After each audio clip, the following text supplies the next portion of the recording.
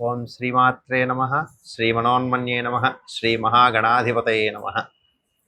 U1 YouTube ప్రేక్షకులకు నమస్కారం.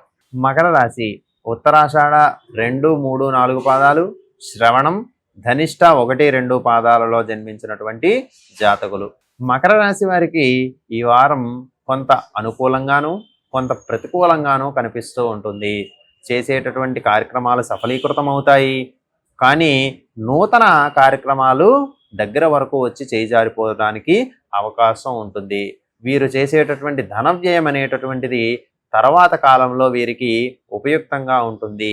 ఇప్పుడు చేసేటటువంటి ధన సంబంధమైనటువంటి ఆర్థిక సంబంధమైనటువంటి విషయాలు భవిష్యత్తులో లాభాలను పొందడానికి బాటగా నిలుస్తాయి. ధన లాభాన్ని సూచిస్తుంది. బుధుడి యొక్క ద్వాదశ స్థాన సంచారం వలన, కుజుని యొక్క ద్వాదశ స్థాన సంచారం వలన ఉపయుక్తమైనటువంటి లాభస్థితి ఏర్పడుతూ ఉంటుంది. గౌరవ అభివృద్ధులు కలుగుతాయి.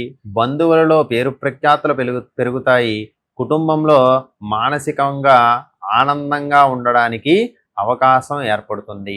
మకర రాశి వారికి ఈ వారం అనుకూల పరిస్థితిగా చెప్పవచ్చు. భవిష్యత్తులో ఏర్పడేటటువంటి కష్టాల కోసం ఇప్పటి నుండి కూడా వీరు కొంచెం జాగ్రత్తలు తీసుకుంటూ ఉంటారు. ఒక పని చేయాలి అనుకునేటప్పుడు మకర రాశి వారు ఇప్పటి నుంచి దానిపై ప్రణాళికలు రూపొందించుకోవడం చాలా ఉపయుక్తంగా ఉంటుంది. మకర రాశి వారికి ఆరోగ్య సమస్యలు తొలగి చాలా ఆనందంగా ఉంటారు. మానసిక దృఢత్వాన్ని కలిగి ఉంటారు. అభివృద్ధిని సూచిస్తూ ఉంటుంది.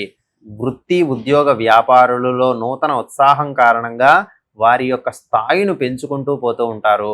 మానసిక పరిపక్వత చేత ఇతరులకు కూడా సహాయం చేసే స్థితిలో ఈ యొక్క మకర రాశి వారు ఈ వారం ఉండడానికి అవకాశం ఉంటుంది.